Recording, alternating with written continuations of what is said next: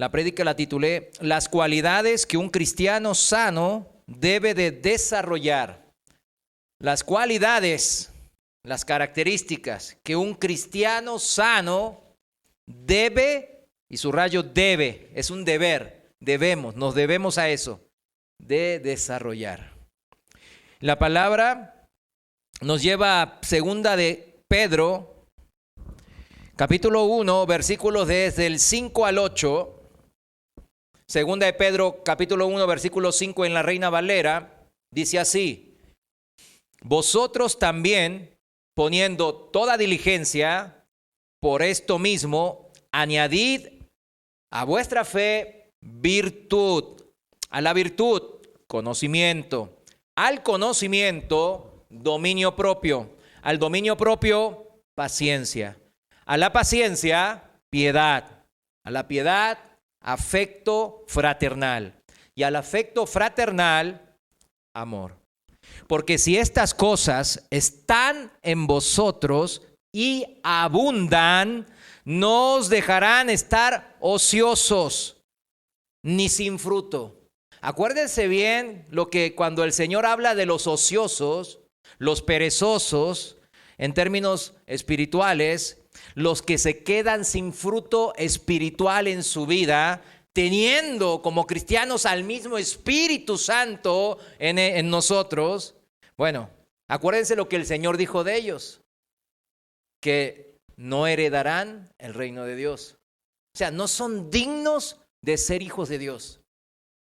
Es algo tremendo, ¿verdad? Entonces repito el versículo 8, porque si estas cosas, ¿qué cosas? Pues la fe, la virtud, el conocimiento, el dominio propio, la paciencia, la piedad, el afecto fraternal y el amor, si estas cosas están en vosotros y abundan, no os dejarán estar ociosos ni sin fruto en cuanto al conocimiento de nuestro Señor Jesucristo. Amén.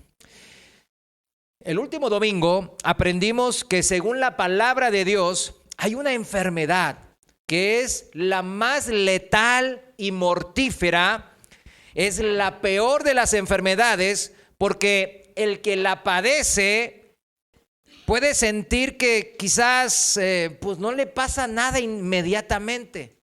No es algo que se manifiesta inmediatamente en lo físico o hasta en el pensamiento.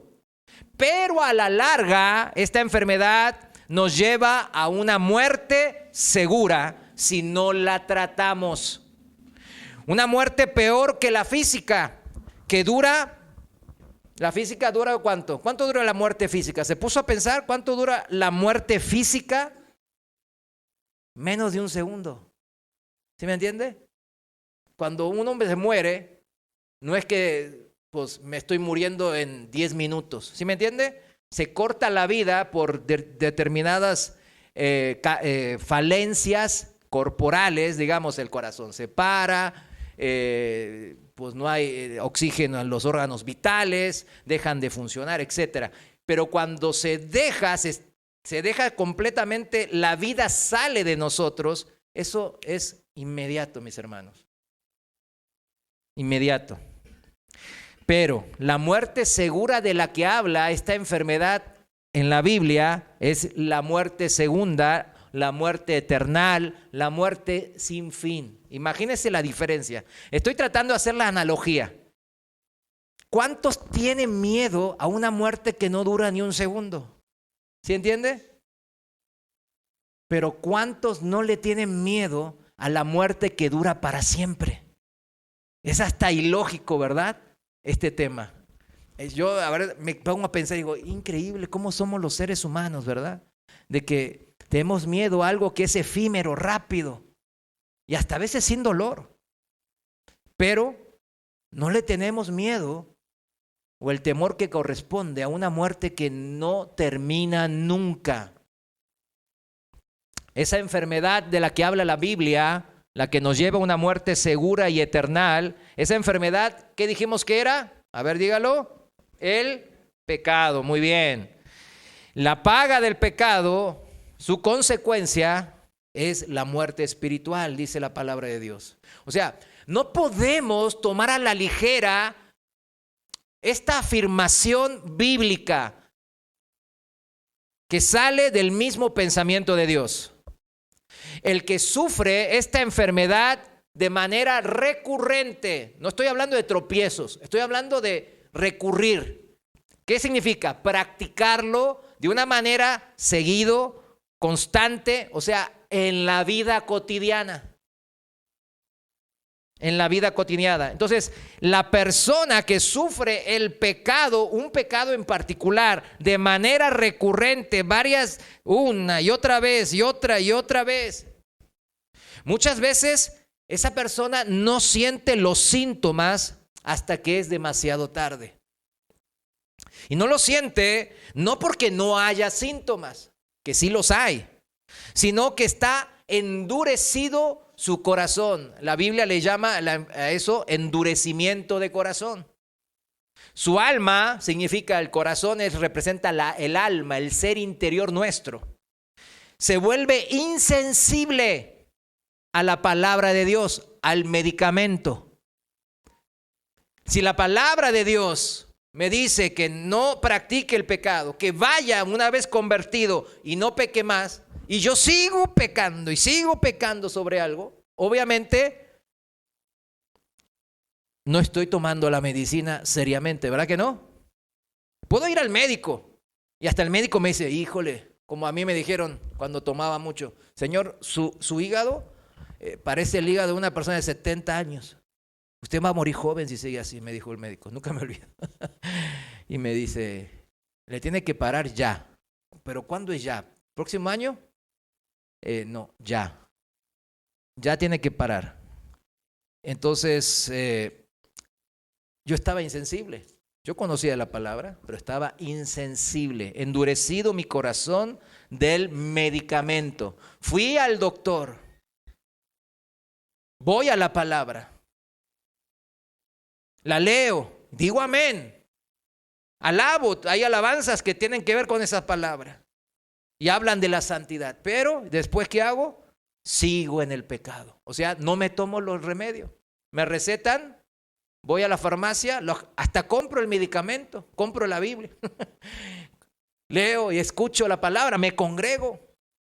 Pero ¿qué hago? No tomo la medicina. No la hago mía. El pecado entonces, la enfermedad espiritual, entonces significa que se ha acomodado en mi vida. Póngale así, si su vida es una sala de estar ahí, y el pecado anda así, con los pies sobre el sofá y así tirado, y bien pancho, bien a gusto, ¿verdad? El pecado se ha acomodado en su vida, esto es, practica el pecado sin sentir culpa. La alerta de Dios, el síntoma de culpa o la falta de gozo o paz se ha hecho insensible a estas alertas, significa. Nos hemos acostumbrado al pecado. Recomendación médica, ¿cuál era la recomendación médica? ¿Recuerdan? No te hagas insensible a los síntomas. Y no te acostumbres al pecado. Hay gente que puede decir, ay, pues yo no sé yo no sabía que era pecado. Pues hay pecados de ignorancia, que dice la Biblia que son menores, pero al fin y al cabo no dejan de ser pecados. Pero para eso está la iglesia, para eso están los maestros y pastores, para eso está su hermano que está sentado a un lado suyo, ¿verdad? No, pues después van y le consultan con el amigo del mundo que anda escuchando la música del mundo. Y después le consulta a ellos y le da un consejo horrible. Y después se queja con Dios. ¿Le resulta conocida esa historia? Pues yo la viví. Uno puede, volviendo a la analogía de lo que es físico, uno puede ser que le duele mucho una parte de su cuerpo durante mucho tiempo, ¿no? Y no lo atiende. Y no lo atiende y le duele cada vez más y más seguido y constante. Es demasiado tarde después cuando quiera tratarlo quizás. Físicamente, cuando nos duele algo, es porque hay algo mal en nuestro cuerpo. El dolor es un síntoma, una señal de que hay una enfermedad o una herida. El dolor producido por la enfermedad, el síntoma, el dolor, nos revela que hay algo que debe de corregirse en nuestro cuerpo. ¿Verdad que sí? Cuando le empieza a doler algo que no le dolía, ¿no se preocupa, sí o no? Claro que sí se preocupa. Pero ¿cuántas veces con lo espiritual, volviendo a la analogía, no hacemos lo mismo que con lo físico? Ahí como la muerte, ¿verdad? La muerte física dura un segundo, menos de un segundo. Pero ahí estamos, ay, no llames al chanclas, no, y toco madera, dice. No menciones a la muerte. Pero cuando se trata de la muerte espiritual, no, de esa. Se habla, en la Biblia está lleno. La advertencia está llena. ¿Sabe por qué está lleno de ese tipo de advertencias en la Biblia? Porque nuestro corazón es engañoso. Nuestro corazón tiende al mal y Dios lo sabe. Para los que no han escuchado, ¿por qué se puede usted quejar? Ay, ¿por qué Dios nos creó así tan defectuosos? ¿Verdad? ¿No se puso a pensar así? Ay, ¿por qué no nos creó un poquito más santurrones? Y nos ahorrábamos un montón de problemas. Dios tomó el riesgo de darnos libre albedrío, porque de esa manera es la única manera de comenzar una verdadera relación de amor. Yo ya lo he dicho varias veces esto y quiero que se nos grabe, que nadie nos coma el mandado, que no venga ningún falso maestro, ningún ateo, ningún incrédulo, robándole su alma por esto. Dios tomó el riesgo, aceptó el riesgo de decir, bueno, les voy a dar esto y muchos se van a perder, pero por lo menos pocos se van a salvar. Pocos van a poder entrar a esta relación de amor conmigo. Porque si no, sin libre albedrío es imposible. No hay manera de amar. No hay manera que obligar a alguien a amarme, ¿verdad que no? Sí se entiende esto, bien fácil, ¿no? No podemos obligar a nadie a amarnos. Por eso Dios da el libre albedrío para que digan, ahí está mi hijo, te di mi inteligencia, te di una conciencia, puse la ley mía en tu corazón y te di libre manera de pensar. ¿Qué vas a hacer con eso? Y muchos eligen lo malo, pero algunos elegimos amar al que nos amó primero. ¿Cuántos dicen amén? En la vejez cada vez hay más dolores, ¿sí o no? Yo ya entré al 5º piso. Y obviamente me acuerdo hace 10 años cuando entré al 4º piso, me acuerdo que ahí no me dolía nada, me sentía de 20 todavía, bueno, no tan de 20, pero...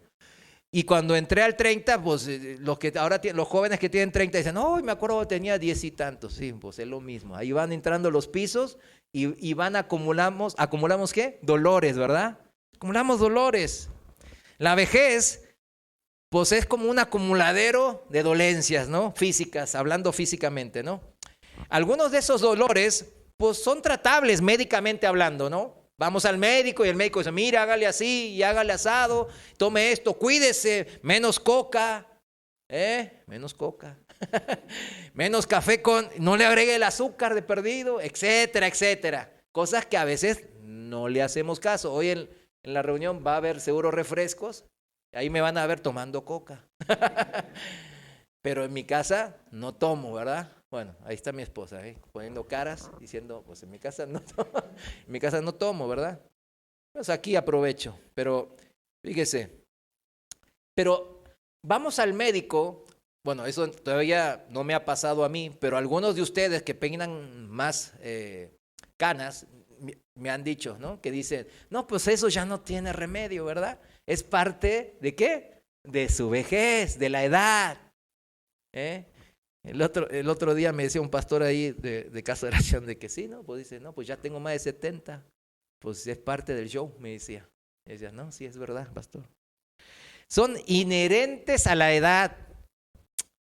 La Biblia en Eclesiastés 12, del 1 al 7, nos advierte diciendo que la vejez es aflicción, que son tiempos malos en referencia a la salud física de nuestro cuerpo, ¿verdad? Pero ahí viene la analogía, mis hermanos. Pero en lo espiritual no es así. No es como lo físico, la aflicción.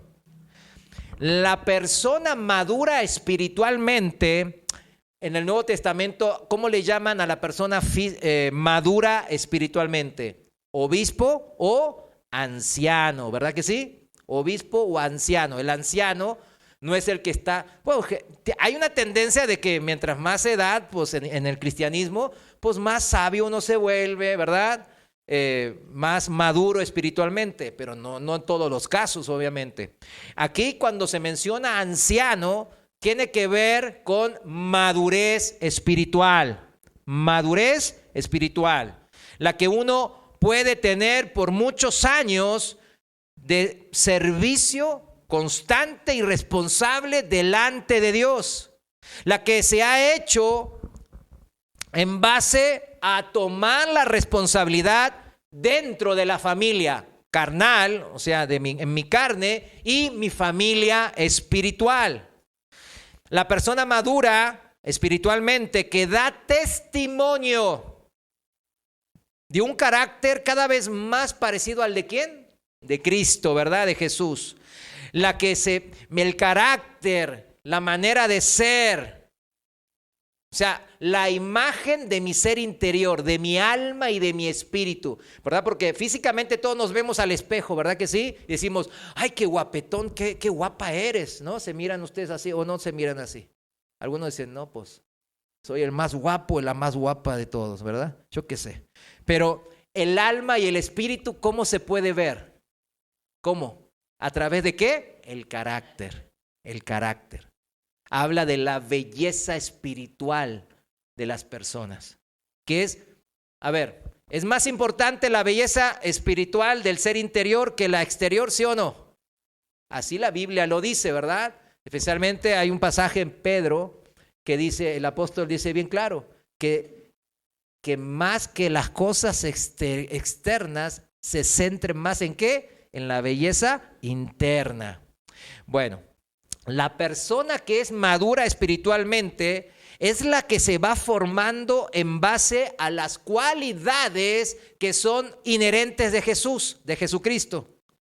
Es el cristiano maduro, el anciano, el obispo, es aquel que no va menguando como lo físico. Esa es la analogía, ¿no? En lo físico, el anciano va menguando en fuerza, va acumulando dolencias, malestares físicos. Pero en lo espiritual no, lo contrario, no decae, no mengua su espíritu al paso de los años. No se va afligiendo más y más por tener muchos años vividos en el Señor, ¿verdad? No, sino todo lo contrario, se va fortaleciendo en todos los aspectos que conciernen el alma y el espíritu. Si lo hacemos la analogía, se ve cada vez más joven, espiritualmente hablando.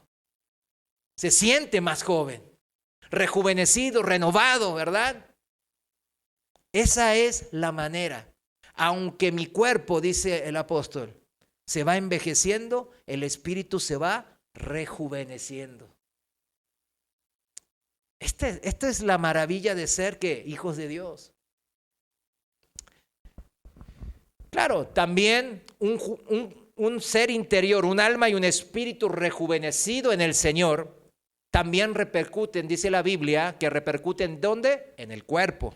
Proverbios 17:22 dice bien claro que el corazón alegre constituye buen remedio, mas el espíritu triste seca los huesos. Aquí tiene la receta más grande, ¿verdad?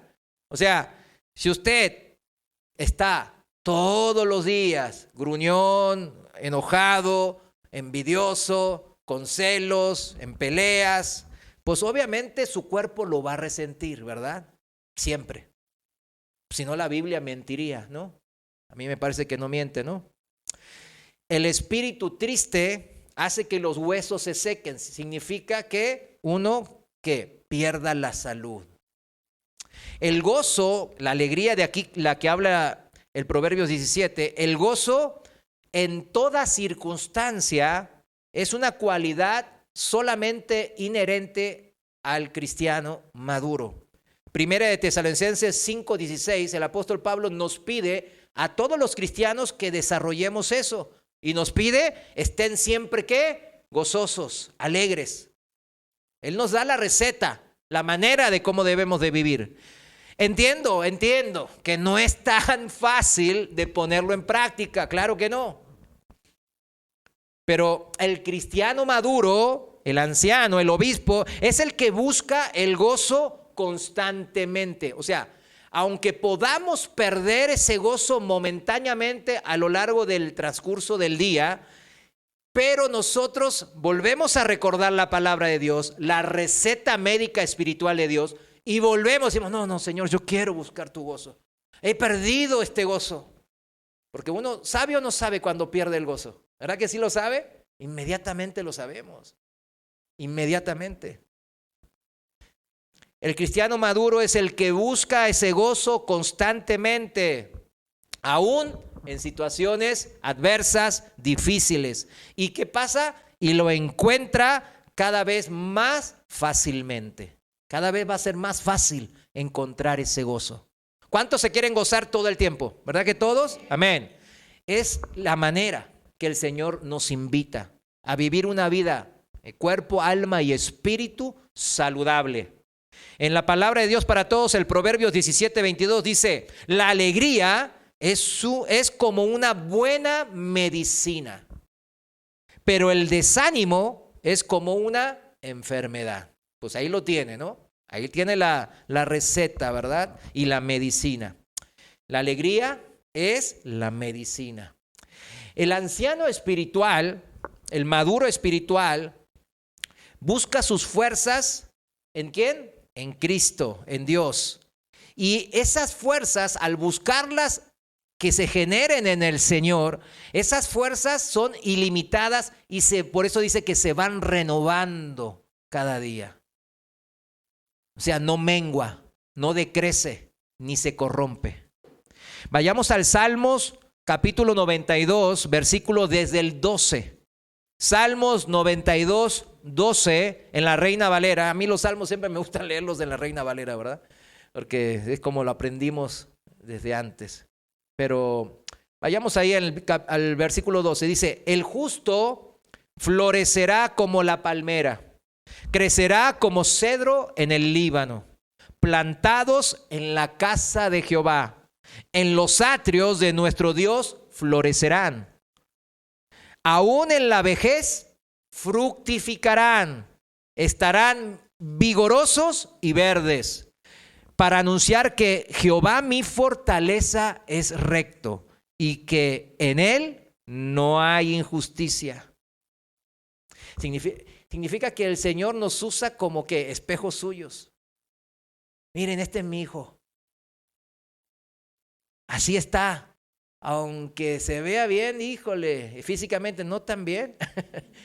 Pero no, pues miren, lleno de gozo, alegría, jovenazo espiritual. Y la gente se da cuenta, mis hermanos. La gente se da cuenta. Como Jehová mi Dios es mi fortaleza, mientras más tiempo pasa, mayor va a ser mi fuerza espiritual. La razón, claro, es sencilla. La fuente de esta fuerza es ilimitada, es Dios mismo. Salmos 28:7 dice así, en la Reina Valera, Salmos 28:7. Jehová es mi fortaleza y mi escudo. En él confió mi corazón y fui ayudado, O sea, si yo confío en el Señor, ¿qué dice aquí la promesa de Dios? Siempre seré, ¿qué? Ayudado. O sea, ¿qué tengo que hacer? ¿Cuántas fuerzas físicas o de inteligencia humana necesito? No necesito eso. Necesito confiar. No necesito lo otro. Necesito confiar. Al contrario, lo otro puede ser un estorbo. Recién veníamos cantando en la alabanza, ¿no? Que mi propio razonamiento me es de estorbo muchas veces. Necesitamos, ¿qué cosa? Confiar. ¿En quién? En Dios, en su poder. Y Él siempre va a salir a la ayuda de nosotros. Él no desampara al justo, dice la palabra. Él no abandona a sus hijos. A ver, ¿cuántos padres abandonamos? No, me valen mis hijos. No quiero. Bueno, en Cristo estoy hablando. Quizás en la vida anterior lo pudimos haber hecho por ignorancia, por nuestros propios malos razonamientos. Pero ahora en Cristo, a ver, ¿quién se le ocurre abandonar a sus hijos? Pues nunca, ¿verdad? Ahora, ¿usted piensa que si nosotros no abandonamos a nuestros hijos, el Señor nos va a abandonar? Claro que no. Él jamás abandona a sus hijos. En el tiempo de Dios, el tiempo oportuno, en el mejor de los tiempos posibles, Dios nos brindará la ayuda necesaria y suficiente. Si yo permanezco confiando en medio de la tempestad, en medio donde usted se encuentre ahora, de la enfermedad, de la escasez, de la tempestad de varios tipos. Si usted permanece confiando en Dios, Él en su tiempo va a ayudarlo. Sigo leyendo. Salmos 28. Por lo que se gozó mi corazón y con mi cántico le alabaré. O sea, cuando uno le cae el 20, entiende de que siempre Dios me va a ayudar. Siempre, cuando yo permanezco, ¿qué? Confiando en Él. ¿Mi corazón qué hace? ¿Se entristece o se goza? Claro que se goza, ¿verdad? Se goza y salen cánticos de alabanza de mi boca, de esa alegría que emana de mi ser interior. Como tengo certeza de que Él siempre me va a ayudar y de que Él siempre está a mi favor, pues, ¿cómo seguir tristes o amargados? Imposible. Cuando confío verdaderamente en este Dios todopoderoso que me ama hasta la muerte y muerte de cruz, ¿cómo no recuperar el gozo perdido? Como dijo Nehemías al pueblo de Dios cuando recuperó las palabras de Dios, las escrituras, y estaban ahí todos tristes. ¿Por qué? Porque estaban compungidos de que vivieron una vida, desperdiciaron sus vidas en el pecado. Que se dieron cuenta que estaban enfermos espiritualmente hablando. Y tuvieron la humildad de decir, híjole, mi razonamiento estaba mal. Ahora estoy escuchando la palabra de Dios, el razonamiento de Dios, y realmente la he regado. La he hecho lo contrario a su voluntad. No he hecho lo que le agrada. Y estaba el pueblo compungido, se rasgaron sus vestiduras y estaban tristes llorando. Pero ¿qué dice el líder Nehemías a esto? Vio que se habían arrepentido de corazón. Su alma se estaba purificando. Y él dice, el gozo de Jehová es nuestra fuerza, mis hermanos. El gozo que encontramos en este Dios que siempre está a nuestro favor y que siempre nos va a ayudar si permanecemos confiando en Él.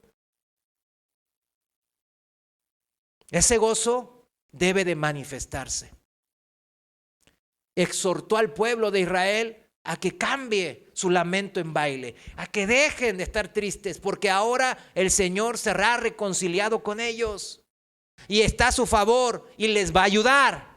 Por eso debemos de estar con el gozo del Señor. ¿Cuántos dicen amén? Ciertamente el gozo es una de las cualidades más importantes de los que somos parte del pueblo de Dios. El gozo, la alegría. Recordemos a Pablo y a Silas en la cárcel de Filipos, ¿se acuerdan? En Hechos capítulo 16, desde el versículo 16 en adelante está eso. ¿Se acuerdan que ellos fueron azotados? Dice la palabra, fueron golpeados severamente. ¿Por andar qué? ¿Qué estaban haciendo? Predicando la palabra, evangelizando. Estaban haciendo la voluntad de Dios, pero fueron golpeados por una turba de gente violenta. Y luego encerrados injustamente en el calabozo, en lo más profundo de la cárcel. Y encadenados con cepos. Yo les recuerdo que no era que, ay mira, ¿te duele? ¿Cómo te ajusta aquí el cepo? ¿Te duele? No es así, ¿verdad? tómale, se le apretan todo y ahí está apachurrando mi pantorrilla o mi muñeca, ¿verdad? Pues se formaban, ¿qué? Pues la piel se rasgaba y sangraba. Y no se crea que era como acá, con la cárcel aquí de Puente Grande. Pues no, aquí en la Puente Grande está. No, yo cuando entro hasta a veces me da ganas de quedarme. La otra vez entré con una, no se puede, con una azul y tenía un forro azul, mi chamarra. Y no, hombre, se dieron cuenta hasta que estaba adentro. Y se armó porque obviamente pues dicen que pues hasta no me dejan salir. No, me querían meter miedo, ¿verdad? Mis hermanos que estaban ahí. Y yo digo, está bien cuidado porque todo el día tienen a los presos cuidando las plantas, las flores, está súper limpio, barriendo. Ahí andan, la verdad, hasta me sorprendió. Pero no, la cárcel que fue Pablo y Silas no es como a las cárceles modernas de ahora. No. Son cárceles realmente tremendas, ¿no? Donde pues, ratas, cucarachas, todo tipo de alimañas, sucio, húmedo, moho. Y estaban ahí encadenados en cepos, dice en Hechos 16:25 en la traducción viviente. Hechos 16:25 dice, alrededor de medianoche, en vez de estar dormirse, pues no creo que se puedan dormir, ¿verdad? Estaban todos apaleados, imagínate, todo apaleado, lacerados. Pablo y Silas estaban orando y cantando himnos a Dios, dice la palabra. Y los demás prisioneros, ¿qué hacían? Escuchaban. A ver, ¿qué pensarán los otros prisioneros cuando Pablo y Silas estaban cantando himnos de alabanza, de gratitud, de gozo al Señor? Entonces, están locos. ¿Qué les pasa? Ellos estaban ahí por su Dios y el Dios de ellos no los protegió, no los guardó y ahí andan bien alegres estos. No me cabe la menor duda que están bien locos, están crazy. ¿De dónde salían los ánimos del apóstol Pablo y de Silas para estar alabando a Dios en esa horrible situación? Pues repito, situación que se dio por estar cumpliendo el ministerio que el Señor les delegó, ¿verdad? Bueno, en este caso, fíjense bien, y esto es importante saber interpretar. La ayuda de parte del Señor llegó rápido. Fíjense, en el siguiente versículo se lee, en el versículo 26, seguimos en la traducción viviente, Hechos 16:26, dice, de repente hubo un gran terremoto y la cárcel se sacudió hasta sus cimientos. Al instante todas las puertas se abrieron de golpe y a todos los prisioneros se les cayeron las cadenas. Gloria a Dios en las alturas. Él me liberó. ¡Vámonos todos! La ayuda de Dios era para escapar de la cárcel, para cumplir el propósito de Dios en que todos se liberen y salgan de la cárcel, o era para cumplir el propósito de Dios en la familia del carcelero. Pues sí, ¿no? Pablo y Silas fueron ayudados por Dios para dar ejemplo del carácter de Dios. ¿De qué ejemplo? De la honradez, de mostrar la cualidad que tiene alguien que quiere parecerse a Cristo. A Dios le interesan las almas, le interesa la eternidad. En el versículo 27 dice, el carcelero se despertó y vio las puertas abiertas de par en par. Dio por sentado que los prisioneros se habían escapado, por lo que sacó su espada para matarse. Se quería suicidar. ¿Por qué? Porque si no lo iban a matar, pero lo matan torturándolo. ¿Sí me entienden? No es que lo maten ahí, no, torturándolo. Entonces mejor me mato yo mismo, ¿verdad? Directo me clavo y ya me muero más rápido.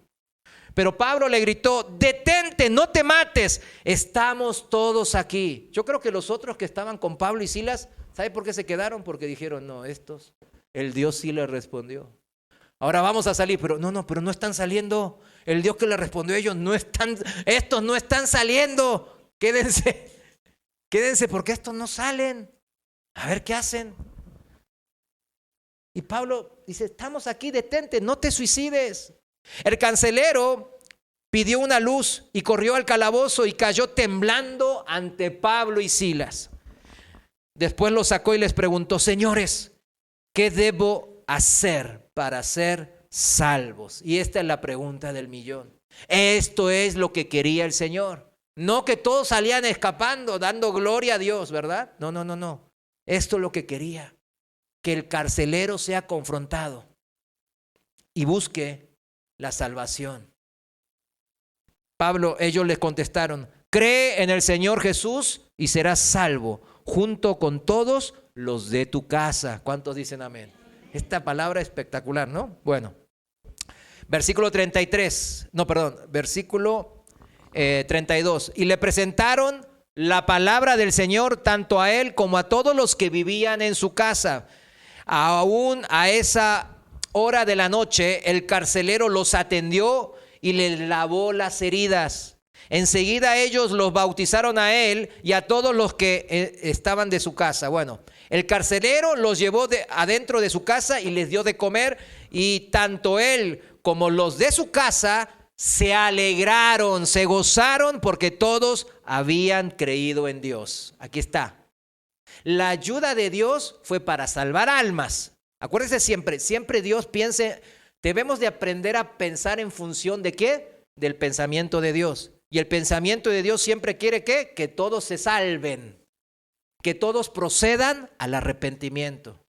Eso es lo primero que usted debe pensar cuando de repente, imagínese, va por la calle y se encuentra un maletín. Ay, pues caray. Lo agarra, lo abre, $1 millón. No, 20 millones de pesos para que se tiente más. 100 millones de pesos. No caben, ¿verdad? Pero hay 100 millones de pesos con billetes de 10,000. No se cree. Y ahí está usted. Caray, Señor, yo te estaba orando que necesitaba una casa nueva y vacaciones, y tú me has contestado, me has ayudado, Señor, gloria a Dios. Y agarra y se lo lleva. Resulta que ese maletín era de un narco de ahí, ¿verdad? Dice, ¿quién agarró mi maletín? Fulano de tal allá que vive allá. Y lo agarran y le dan, ¿verdad? ¿No hubiese mejor agarrado eso, llevado a la policía y preguntar, bueno, encontré esto en la calle? Bueno, yo creo que lo tildarían de loco también, igual que a Pablo, decirle la verdad. Decir, mira, me encontré esto en la calle. No sé de quién sea, me lo encontré ahora aquí está y aquí está. Esto no es mío. Pero si el Señor quiere, ¿lo puede hacer mío, sí o no? Claro que sí. Pero ¿cómo me voy a tentar al Señor? Dirá alguno, ¿verdad? Ahí está el dinero y es mío. No. El deber ser. ¿Cuál es el deber ser? La honradez que mostraron Pablo y Silas, ¿verdad? Lo dejo. Algunos me están mirando con cara de, ¿este loco este? ¿Qué le pasa al hermano? Bueno, estoy dando un ejemplo moderno de lo que hicieron Pablo y Silas. Demasiados cristianos no entendemos ni los tiempos oportunos de Dios, ni por qué nos ayuda el Señor, ni para qué, con qué propósito nos ayuda el Señor. No, el Señor me dio mucho dinero, me dio salud para que los disfrute en la casa. Claro, dice la palabra que los primeros que deben de ver el ministerio mío son los de mi casa. Ahí primeramente. Pero no puedo quedarme ahí. El Señor tiene otros propósitos, como los tuvo con la familia del carcelero. Aquel que le hizo daño y seguramente le pegó, violentó a Pablo y a Silas. A esa persona el Señor tenía el propósito de salvar. Iba a utilizar a los que fueron afrentados injustamente, Pablo y Silas, para lograrlo. ¿Se da cuenta? Ya no diga, no, a ese no le voy a predicar porque se merece la muerte. Ay, no, ¿y usted? ¿Nosotros? No, somos súper angelitos, ¿verdad? Claro que no. Demasiados cristianos no entendemos el propósito de Dios. Esos cristianos no tienen las cualidades que deben de tener todo discípulo de Cristo. muchas veces andan sin gozo ni paz, andan enojados, andan tristes, andan iracundos, andan envidiosos, codiciando lo ajeno. Eso no son las cualidades del cristiano. ¿Sí lo entiende? Como andan enojados porque Dios nunca llega a tiempo para ayudarlos. ¿Cuántas veces nos ha pasado eso? Ay, no, yo quería ahora. Yo quería ahora que me sane. Yo quería ahora cambiar de casa. Y ni siquiera me dieron el crédito hipotecario. Andan amargados o tristes del alma porque la ayuda de Dios nunca llegó de plano, dicen. O si llegó, no resultó ser la ayuda que ellos esperaban. Fíjese, en el caso de Pablo y Silas, ¿terminaron fuera de la cárcel? ¿Sí o no? Sí. ¿Terminaron libres? ¿Fueron sanados sus heridas? Sí, ahí dice que les sanaron sus heridas. Es más, no, pero si los regresaron. No, pero después el Señor ya los sacó. Y él dijo, no, a romanos hicieron esto. Pues yo tengo, ¿cómo se llama? Acta de nacimiento de ser romano. Yo nací romano. Y ahí todos se pusieron, ay. O sea, el Señor en su tiempo también los liberó. Porque Él los usaba como instrumento de predicación, ¿verdad? También. Son los cristianos inmaduros los que cuando viene el terremoto y se sueltan las cadenas, dicen, gloria a Dios que nos hace justicia. Con permisito, dijo Monchito. Y salen corriendo para escaparse, sin pensar en nada más. ¿Será esto lo que quiere Dios? No, mejor antes que Dios me redarguya en mi conciencia, me escapo. No vaya a ser. Mejor me escapo antes de que me redarguya. Hasta citan escrituras. Pedro fue sacado de las escrituras también, ¿sí o no? Entonces, ¿por qué yo no puedo ser sacado? Luego, casi consumando el escape, los agarran los soldados allá afuera, los guardias que estaban afuera de la cárcel. Y ahí viene la desilusión. ¿Por qué, Señor? ¿Por qué me haces esto a mí? ¿Por qué estoy así ahora? ¿Por qué? ¿Hiciste un terremoto? ¿Hiciste todo un show? ¿Rompiste las cadenas? ¿No es eso más que suficiente señal para que yo salga corriendo de aquí? A ver, mis hermanos, ¿vieron? Estamos aprendiendo, ¿verdad? Que no es así. Si me vas a ayudar, hazlo bien, Señor. Hasta le damos indicaciones. Hazlo bien. No a medias.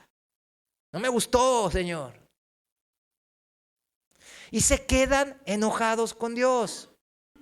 El gozo se pierde. No hay paz. Si volvemos al tema del dolor, el dolor del alma, del ser interior, ese dolor, mis hermanos, no debe de permanecer por mucho tiempo en el cristiano. Todo dolor del alma debe ser confrontado y atacado, como si fuese un dolor físico. No debemos de acostumbrarnos a él. La dolencia del alma y del espíritu señalan que dijimos que algo está mal en mi alma, en mi relación con Dios. Por un pecado quizás que es recurrente, de no andar viviendo en la obediencia delante de Dios. Muchas veces esa dolencia viene de muchas maneras. Me duele el orgullo porque yo no encontré trabajo, no pasé el examen y mis amigos o mi compadre o mi familiar sí, y ellos son incrédulos y yo soy cristiano. ¿Y por qué? ¿Y por qué? Me duele en el corazón, estoy triste porque soy pobre y veo cómo prosperan todos los corruptos, veo cómo les va bien económicamente a los que pues tranzan por debajo de la mesa y yo trato de vivir honestamente y no me va bien, Señor. Me duele mi alma por culpa de un pecado oculto también, lo ando ocultando y me duele el alma. Miren, si hay dolor del alma, como vemos en estos ejemplos que tiré ahora, Es claramente un síntoma para buscar la enfermedad de fondo. ¿Y qué? Y sanar. Hay que sanar, mis hermanos. No podemos dejarlo ahí como que si fuese que no hay nada. No podemos permanecer con ese dolor siendo cristianos. No es una cualidad inherente que caracteriza a los hijos de Dios. No lo es. Debemos de entender que no lo es. Cuando el Señor va a la casa de Lázaro, su amigo, ¿recuerdan en Juan capítulo 11? ¿Para qué va ahí? Para resucitarle, ¿verdad? Pero ¿verdad que se tomó unos días más? Se tardó 4 días. ¿Sabe por qué lo hizo? Para que se den cuenta de que en verdad estaba muerto el muertito. Que no hay manera de que digan, no, es que a veces, es que en la antigüedad a veces había algo que se morían por un día y después, de hecho por eso se dio la costumbre de velar al muertito, ¿verdad? Dicen. ¿Por qué? Para que de repente, no, era algo que estaban ahí, de repente, hacen así, se vuelven a la vida. Por eso no los entierran luego, por eso. Pero el Señor se esperó 2 días más para que sean 4 días. Porque eso ya 4 días es más que seguro que el muerto, si está bien, muerto, ¿verdad? Entonces, por eso fue. Entonces el Señor va y ahí se encuentra a sus hermanas. Las hermanas del muerto Lázaro eran Marta y María. Ellas estaban, ¿qué? Profundamente tristes. Claro, su hermano estaba joven y saludable, era amigo del Señor y de repente enfermó y murió. ¿Acaso está mal afligirse por su hermano que acababa de morir ahí joven? Claro que no. El Señor mismo dice la palabra que fue conmovido y se estremeció, dice. Y está escrito que lloró por su amigo Lázaro. Pero no permaneció en esa tristeza. Escuche bien, ¿permaneció el Señor en la tristeza? No. Y también quería que ni Marta, ni María, ni nadie de los familiares que ahí estaban permanezcan en esa tristeza. Nadie. Debían de salir de ese dolor de sus almas. El Señor, claro, les da la solución inmediatamente. Vayamos a Juan capítulo 11, versículo del 39, en la Reina Valera.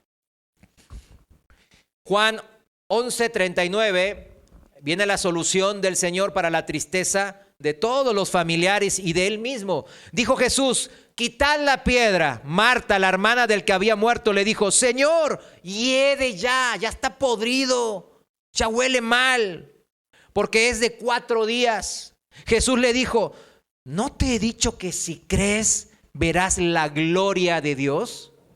Claro, él lo decía espiritualmente, ¿no? Pero tuvo que hacer la analogía en lo físico para que lo entiendan. En versículo 41, entonces quitaron la piedra de donde había sido puesta el muerto. La quitaron. Y Jesús, alzando los ojos a lo alto, dijo, Padre, gracias te doy por haberme oído. Yo sabía que siempre me oyes, pero lo dije por causa de la multitud que está alrededor, para que crean que tú me has enviado.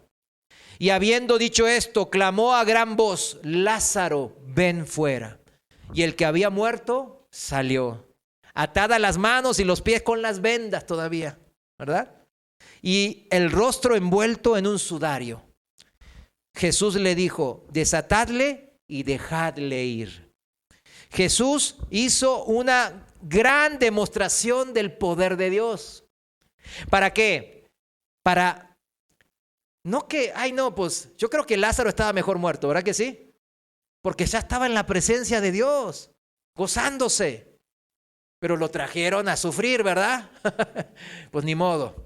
Pero fue el caso ejemplo que dio el Señor, la analogía que dio de lo físico para lo espiritual, para dar a entender que las palabras que dijo hace un momento eran verdad. ¿Qué palabras dijo hace un momento que debían ellos de entender y nosotros también? Juan 11:25, todos lo sabemos que dice ahí. Jesús dijo que ¿qué? Yo soy la resurrección y la vida. El que cree en mí, aunque esté muerto, vivirá. Qué hermosa, ¿no?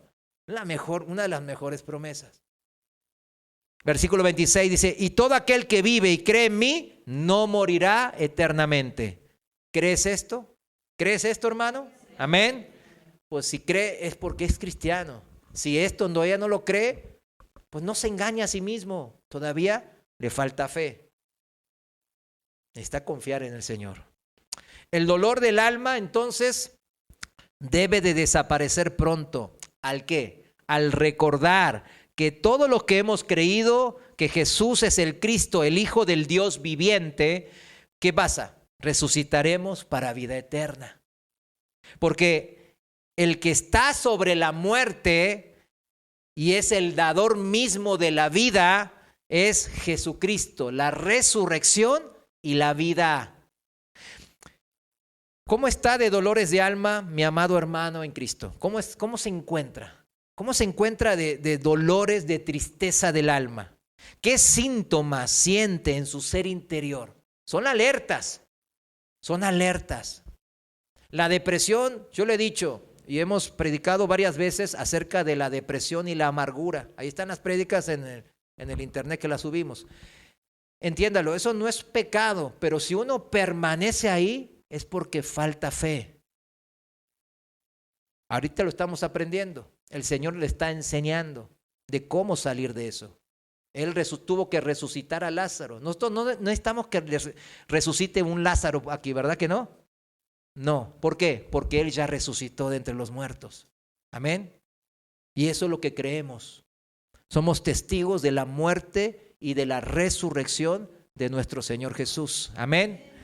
Bueno, saber que al final el Señor el Señor me va a hacer a mí, a usted, a todos los de la fe, partícipes de la resurrección para vida eterna. Eso, mis hermanos, quita todo dolor, quita toda tristeza y amargura del corazón nuestro y vuelve a traer el gozo y la paz perdidas que solo el Señor brinda a sus hijos.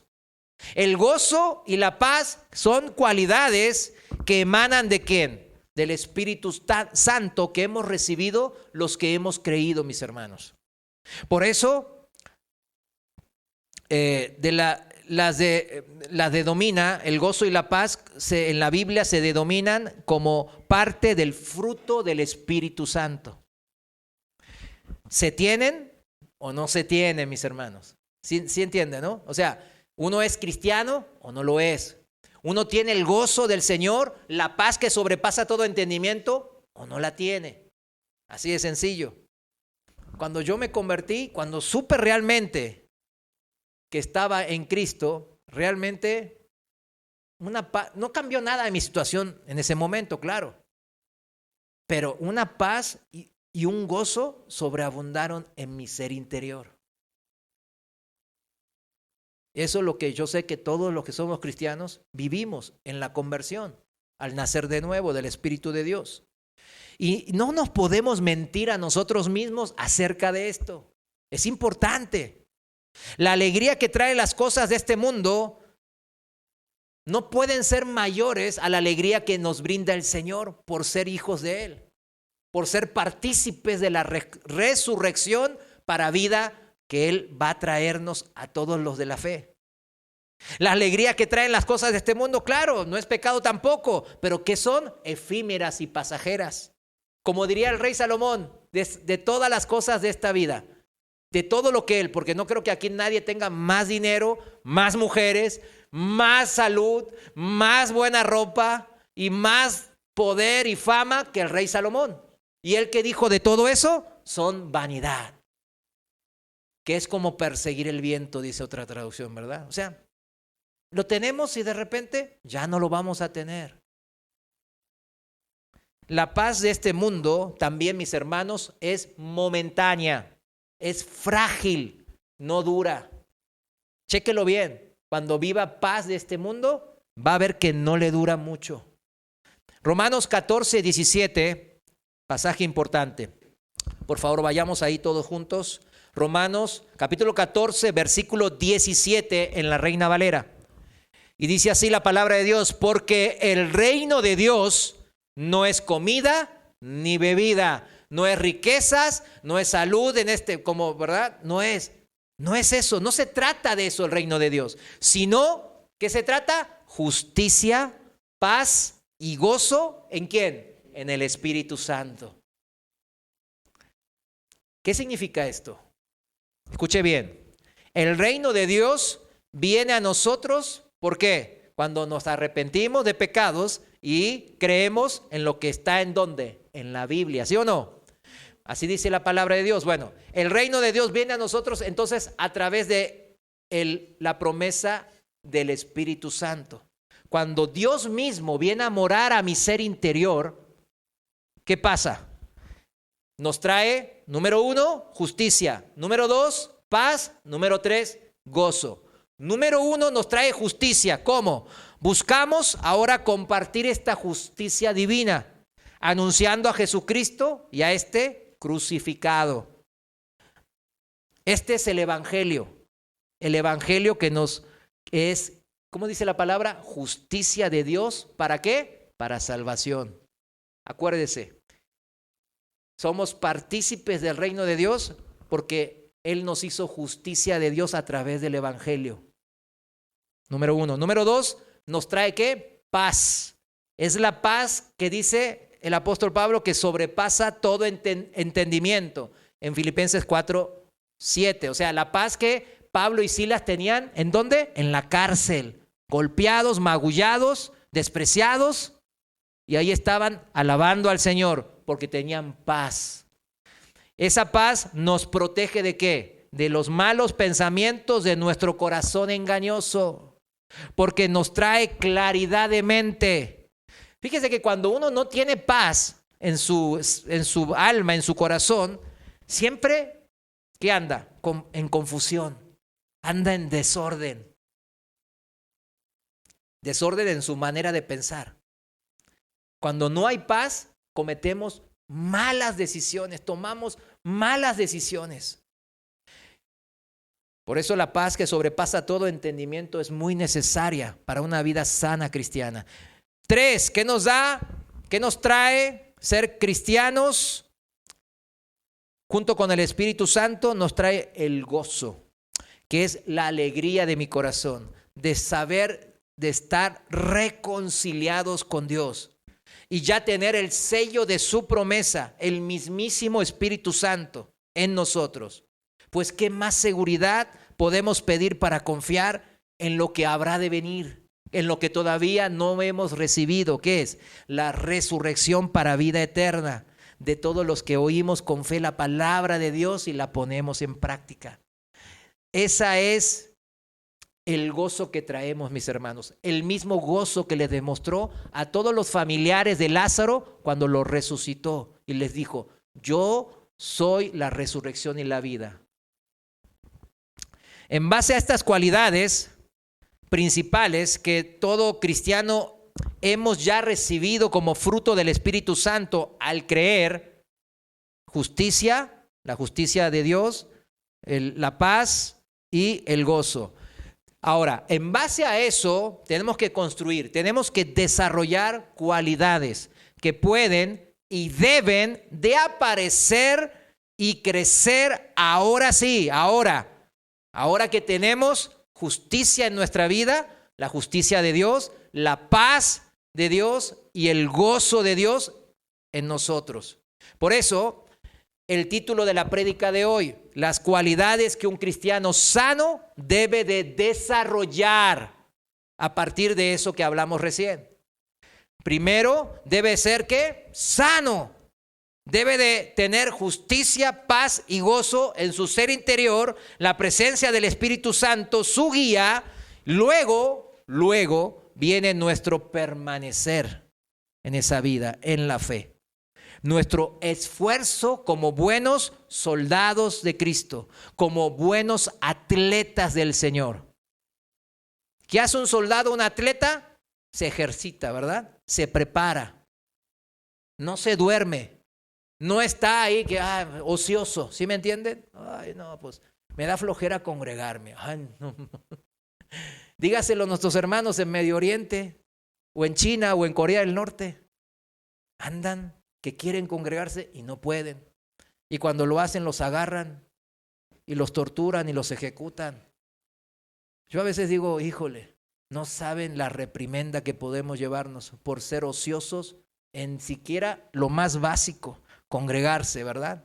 Bueno, una vez que entendemos que permanecer en Cristo requiere de un esfuerzo como un buen soldado, un buen atleta, eso tiene que ver entonces con las cualidades que debemos desarrollar en nuestro carácter. El desarrollar las cualidades del cristiano maduro, el anciano, que deja que el poder de Dios obre en su vida y vaya brillando y dando gloria al Padre por poder brillar el carácter de Dios. Terminamos volviendo al pasaje principal de hoy. Vamos a leer todo su contexto para entenderlo mejor y con eso cerrar el mensaje de hoy. Vamos a ir a leer 2 de Pedro capítulo 1 desde el versículo 3. Lo voy a leer en la traducción viviente para que se entienda un poco mejor. 2 de Pedro 1:3 en la traducción viviente dice así: mediante su divino poder, Dios nos ha dado todo lo que necesitamos para llevar una vida de rectitud. O sea, no va a haber excusas. Señor, es que era muy pobre. Señor, es que estaba siempre enfermo. Es que ya me convertí muy viejito. O sea, no. ¿Va a haber excusa o no va a haber excusa? No va a haber excusa, según la palabra de Dios, lo acabamos de leer. Nos ha dado todo lo que necesitamos para llevar una vida de rectitud. A menos que sea un viejito. No dice eso, ¿verdad? A menos que sea siempre muy enfermizo. Tampoco dice eso. A menos que tengan muchos familiares que son bien incrédulos, hasta drogadictos y no sé qué. ¿Dice eso? Tampoco dice eso. No hay condicionantes. Nomás es que yo esté en la fe en Cristo Jesús. Nos va a dar todo lo que yo necesite para llevar una vida de rectitud. Y dice así: todo esto lo recibiremos al llegar a conocer a aquel que nos llamó por medio de su maravillosa gloria y excelencia.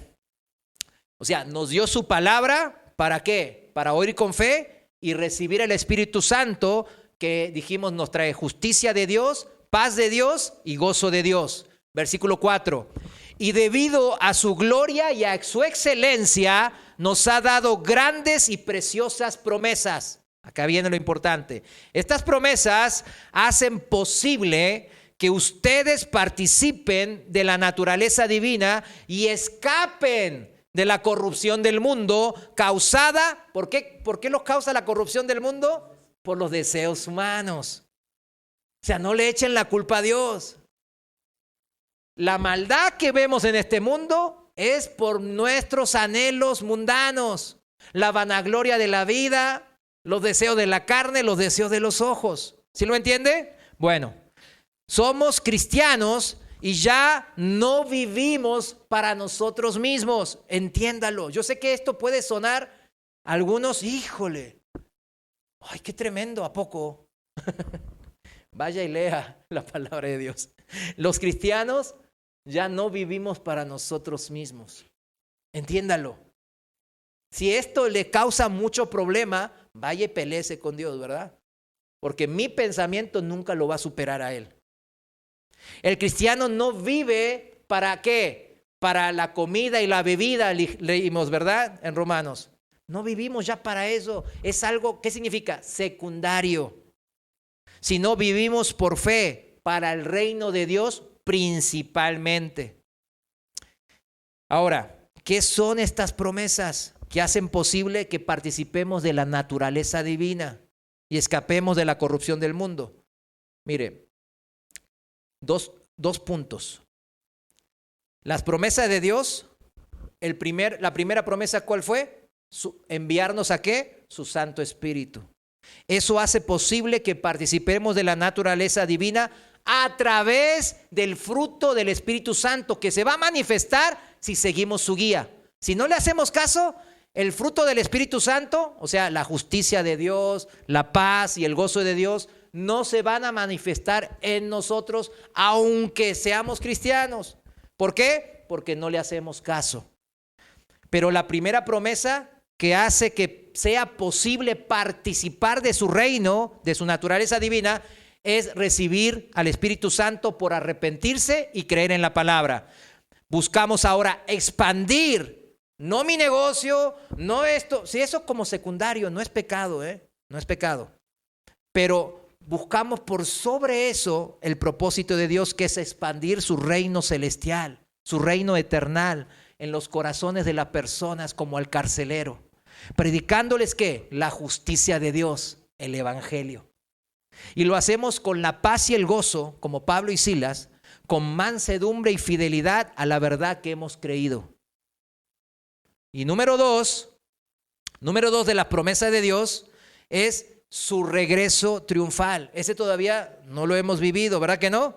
El regreso triunfal por su iglesia. ¿Para qué? Para una resurrección de vida eterna.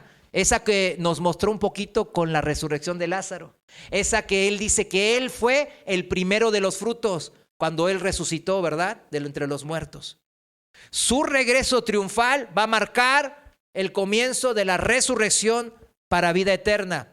Eso hace posible, esa promesa de regreso triunfal y de la resurrección para una vida eterna, hace posible que nosotros participemos de su naturaleza divina al querer buscar crecer en la fe, al motivarnos a esforzarnos como un buen soldado de Cristo. Nos motiva a mantener el fuego de la fe en nosotros. Nos motiva a humillarnos ante la guía del Espíritu Santo. Nos motiva a que buscamos desarrollarnos como cristianos a la semejanza del varón perfecto que es Cristo. En Efesios 4:13, ¿qué dice? A la medida de la estatura de la plenitud de Cristo. Eso dice. O sea, ese es el modelo a seguir, mis hermanos. Ni más ni menos. O sea, todo lo que usted diga, no, pues aquí le hago, aquí les. Pero entonces no está siguiendo el modelo de Cristo. Está siguiendo otro modelo. El que usted dice en su mente, no, hasta aquí yo le hago. El Cristo que yo me hago aquí, que me imagino, es el que anda fornicando. ¿Por qué me hizo tan guapo el Señor, verdad?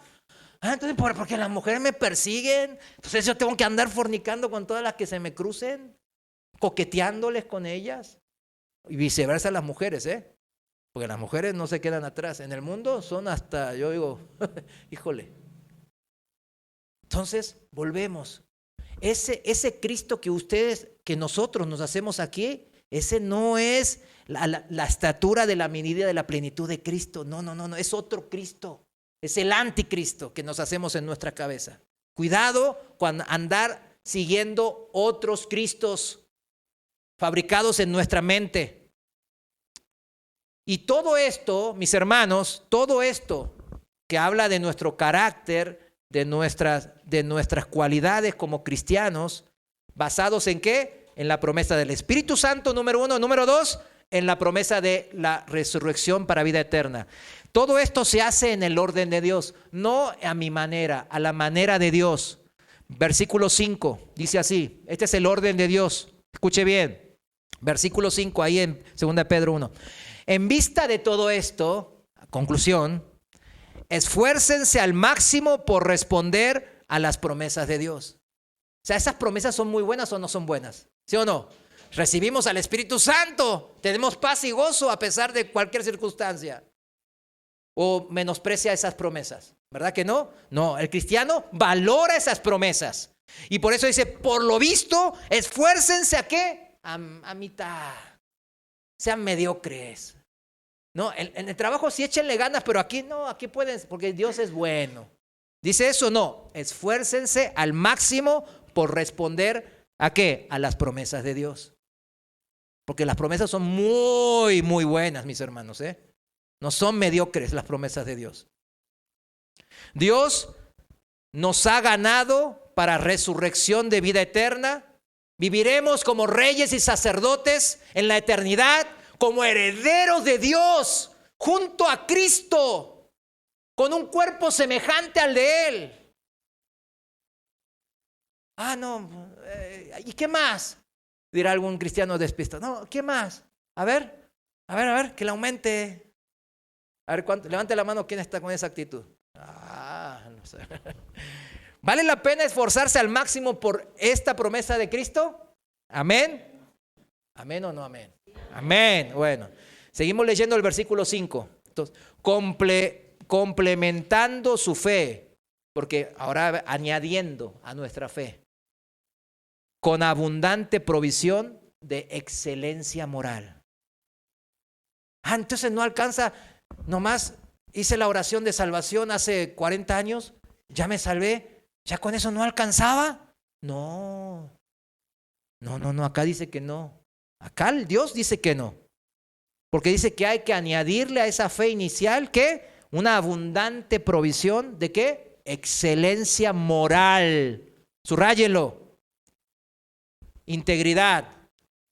Como si fuese una receta de cocina, ¿verdad? Lo menciona acá, ¿no? El ingrediente que debemos de ponerle abundantemente no es la sal ni es el azúcar, es la calidad moral. Es ser íntegros de una sola pieza. Entiéndalo. La excelencia moral, nosotros no somos dioses, ¿verdad? Usted lo que hace en lo oculto, pues nadie lo sabe, pero Dios sí lo sabe.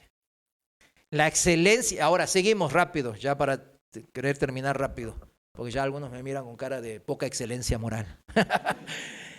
Estoy bromeando, bueno, la excelencia moral, ¿con qué? Añadir ¿con qué? Con conocimiento. Nuestra fe, dijimos que es el punto de partida. Apenas vamos comenzando, ¿verdad? Recibimos al Espíritu Santo, empezamos a aprender a escucharlo, a leer la Biblia, agarrar la onda, como dicen, ¿no? Nuestra fe es el punto de partida en la vida cristiana saludable. Pero no acaba la historia ahí, cuando creímos por solamente escuchar la palabra y nos arrepentimos. No, ahí comienza. Comienza una nueva vida en Cristo. Esto es, con la calidad moral ¿de quién? De Jesucristo. No con el Cristo que yo me invente, no. Con el Cristo que aparece en los evangelios y que en las cartas de los apóstoles nos hablan. De ese Cristo estamos hablando. Cumplir las leyes morales de Dios de manera que excelentísima. No negociar. ¿Cuántos andan? Yo eso lo negocié muchos años. Ay, no, con el Señor, tratando de negociarle algo. No, pero yo es que me gusta tomar, Señor. Dame chance. Ay, nomás me voy a tomar un caguama por día. Ya te lo prometo.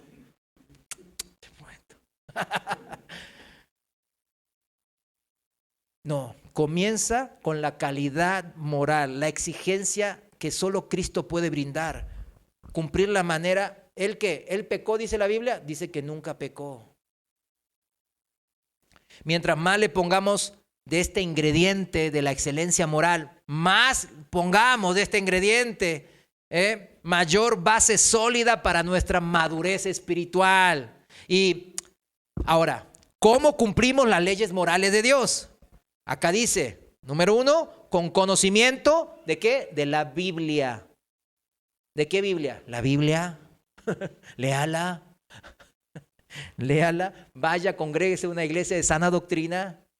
Dios les va a dar discernimiento. Pues somos todos iguales delante de Dios. No, este hermano anda diciendo pura. Ahí vi entre semana el pastor que decía, Dios me dijo que las ofrendas y diezmos se usarán para un crucero con mi familia. ¿Vieron eso? Ay, yo decía. Ahí andaba el pastor. Dios me dijo que esto se use para el crucero y me voy a ir un mes, dice el Señor. Aleluya. Y todo el mundo le decía, aleluya. Y yo, me tengo que hacer pastor de esa congregación, decía yo. Pero miren, ¿cómo cumplimos las leyes morales? Con conocimiento, dice acá la palabra, de la Biblia. Y congregarnos en una congregación que el pastor y los maestros nos prediquen la palabra de Dios. Número 2, con conocimiento del Espíritu Santo que inspiró la Biblia. Que él ahora ¿dónde mora? El autor de la Biblia ¿dónde mora? En mí. Increíble promesa, ¿verdad? Esa ya está cumplida, la promesa para todo cristiano. Está morando en mí el autor. Cuando no entiendo qué debo de hacer, preguntarle, Señor, fíjate que esto, así yo hago las prédicas, mis hermanos. No se crea que saco, a ver qué me saco, qué chorizo me saco esta semana. A ver qué me saco de la galera. Hoy salió un conejo, hoy salió una paloma, lo que sea. Ahí les brindo lo que sea. No. con conocimiento del Espíritu Santo que inspiró la Biblia y ahora nos guía diariamente desde nuestro ser interior. Entiéndalo. Así lograremos la integridad de lo que decimos y hacemos en nuestras vidas, la excelencia de Cristo. Versículo 6, seguimos, versículo 6. El conocimiento, ahora el conocimiento, porque todo lleva, ahora el conocimiento, ¿cómo? Con control propio, dice. El control propio con perseverancia, que es paciencia. La perseverancia con sumisión a Dios, que es piedad. La piedad, ser piadosos. Bueno, el conocimiento, dijimos, acá dice la palabra con control propio, porque el conocimiento sin control propio, sin ser dominado, ¿verdad? Es como un caballo salvaje. ¿Sí me entiende? Así les pasó a los fariseos y a todos los falsos maestros. Empezaron bien y terminaron mal. ¿Por qué? Porque no tenían control propio de ese conocimiento. El caballo que sirve para la guerra espiritual de Dios es aquel que es disciplinado. ¿Sí me entiende? Vienen las bombas y el caballo se queda parado, no se asusta, porque ya fue entrenado a ver maldad, a ver explosión, a ver desastre, y está enseñado, y está capacitado. Y el jinete le dice, vamos ahora, avancemos en contra del enemigo, y avanza, paso moderado, y avanza el caballo, paso moderado. Eso es dominio propio, mis hermanos. Conocimiento con dominio propio. El conocimiento sin dominio propio son como las olas del mar, dice la palabra. Van de un lado a otro según cómo sopla el viento. No, si me toca un pastor que dice que todo el dinero es lo mejor y que Dios nos quiere bendecir y que vivamos felices. Ese es el propósito de Dios en esta vida, nomás vivir felices. Bueno, gloria a Dios. Hay otros pastores que ya dicen que no, que está bien, hombre con hombre se casa, mujer con mujer, y ahí andan por todos lados ya pululando. Me pongo en una congregación de esa y ¿qué tengo que hacer? No, pues si aquí es así, pues ni modo, me voy como las olas del viento, ahí va, para acá. No, me levanto, los bendigo y me voy. Huyo. Todos los que vamos a una iglesia desde hace un tiempo, conocemos este tipo de gente que tiene conocimiento, a ver, chéquelo bien entre su gente que conoce, que tiene mucho conocimiento de la Biblia, pero mal encauzado. ¿Por qué mal encauzado? Porque usa la Biblia como un arma para sí misma, para su propio provecho. Lo usa para humillar a otros hermanos quizás. Lo usa para sacar provecho propio, como aquel pastor que decía, no, Dios me dijo que voy a ir a un crucero. A veces lo usa para pararse el cuello y hacerse un nombre como los de la Torre de Babel, ¿verdad? Un nombre propio, hacerse famoso por orgullo. A veces ese conocimiento se usa para ganar una posición de poder. Quiero ser pastor. ¿Por qué quieres ser pastor? No, porque está padre, la gente me ve, vengo en traje y la gente me respeta. Antes nadie me respetaba. No, así no te das a respetar. Con la excelencia moral nos damos a respetar. ¿Cuántos dicen amén? Ahí está el conocimiento, mis hermanos, a la disposición. Nunca antes, jamás en la historia de la humanidad estuvo la Biblia tan a la disposición, la palabra de Dios tan a la disposición de nosotros, de todos. Nomás una generación y media atrás, recuerdan los que peinan canas, recuerden, no había Biblia, ¿sí o no? Y las Biblias estaban ahí como guardadas así, y no, ni la toques, le decía el papá, no la toques, ahí está, y nomás hacían así, se persigaban. Y la tenían ahí empolvada a veces. Nosotros tenemos Biblias en el celular, en la computadora, en el internet, tenemos Biblias de todo tipo. Hay una explosión de traducciones, ¿verdad? Para entender mejor la palabra. Cuando leo la palabra de Dios, debe dominar en mí, ¿qué? La guía del Espíritu Santo. Eso es leerlo con fe, con dominio propio, hermanos. Porque si no, a la primera que lea algo que no me gusta, escuche bien, si no lo leo con dominio propio, con fe, con la guía del Espíritu Santo, a la primera que esté leyendo y no me guste algo en la Biblia, sin dominio propio, ¿qué va a pasar? Mi pensamiento me va a desviar. No, la Biblia creo que no es la perfecta palabra de Dios. Creo que los humanos le pusieron mucho sal y pimienta y ahí lo dejaron medio chueco, muchas partes. Ay, y así se quedan con ese pensamiento y ni preguntan. Entonces trato yo de manipularlo, de controlarlo a mi manera. Cuando sale algo, ama al enemigo. No me gusta eso. A ver, eso significa nomás en algunas circunstancias. Me dice mi propio yo, ¿verdad? O sea, no me domino a mí mismo. Entonces transformo la Biblia de acuerdo a mi eisegesis en términos de hermenéutica. Eisegesis es según mi propio pensar y no según la exegesis de Dios, según el pensar de Dios. Muy peligroso. Por eso aquí el conocimiento, ¿con qué? Dominio propio. Ese control propio se desarrolla en la paciencia, leímos, diaria de confiar en Dios. No hay gran ciencia en esto. Sometiéndonos a la voluntad de Dios, a la palabra de Dios, siempre.